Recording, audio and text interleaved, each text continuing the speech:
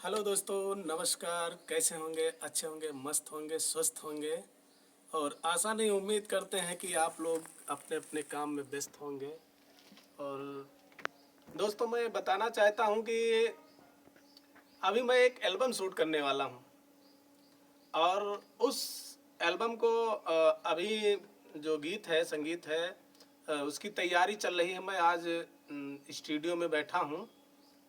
इसी के विषय में थोड़ा सा चर्चा हुई है, तो गीत लिखी जा रही है। और जल्द से जल्द आप लोगों के बीच में एक एल्बम लाने वाला हूं, तो आप लोग उसे ज़रूर देखिएगा।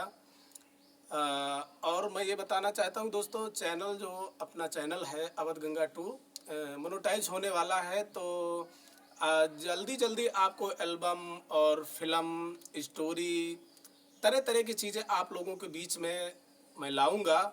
और आप लोग एक बार ज़रूर देखा करिए कि जो भी चीज़ चैनल पे आती है, तो आप लोग कमेंट करिए, शेयर करिए। और उसको जो भी चीज़ हम डालेंगे, एल्बम है, मूवी है, या कोई भी स्टोरी है, तो आप लोग एक बार उसको ज़रूर देखें, लाइक ज़रूर करें।